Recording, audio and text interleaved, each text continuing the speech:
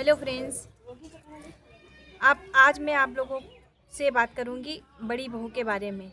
आपको पता है, अक्सर जब घर में बड़ी बहू आती है तो अक्सर लोग उसको दबाने की कोशिश करते हैं, अपने हिसाब से चलाने की कोशिश करते हैं और हर तरीके की कमी निकालते हैं।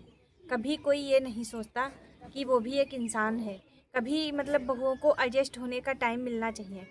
घर वाले कभी भी इतना टाइम नहीं देते कि कोई इंसान नया नया जो आपके घर में आया है वो एडजस्ट कर सके, और बड़ी बहू पर हमेशा घर की जिम्मेदारियां डालने की सभी कोशिश करते हैं, पूरा प्रयत्न करते हैं। ये तो हमारे समाज की बहुत ही गलत धारणा है, क्योंकि जैसे ही आपकी बेटियां होती हैं वैसे ही बाहर की आई बेटी भी होती है। उसको इतना टाइम हमेशा मिलना चाहिए कि वो घर में अच्छे से लोगों को समझ पाए और अच्छे से थोड़ा खुद के लिए टाइम मिलना चाहिए, एडजस्ट कर पाए।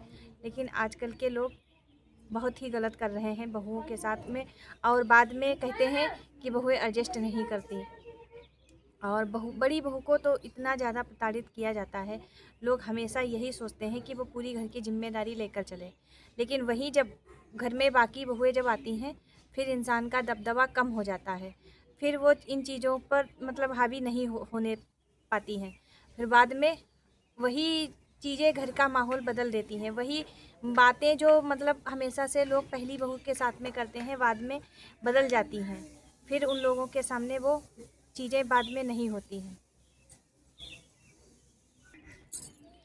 किसी के साथ में इतना गलत करने के बाद में भी पता चलता है कि समय बदल गया है, माहौल बदल गया है, लेकिन जो इंसान सबसे पहले आया उसको इंसान को जहाँ के तहाँ ही लोगों ने रखा है।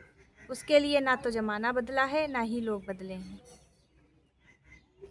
अब ऐसे लोगों के लिए आप क्या कहेंगे? इसीलिए कहते हैं कि सभी एक समान होते हैं। अब बाद में कहते हैं कि सब आगे निकल जाते हैं, लेकिन हमेशा घर की बड़ी बहू जो होती है वो जहाँ की तहाँ ही रह जाती है, कभी वो आगे बढ़ ही नहीं पाती। क्योंकि जब तक वो आगे पूरा घर बढ़ चला होता है, लेकिन जब तक उसका समय आता है तब तक समय निकल जाता है।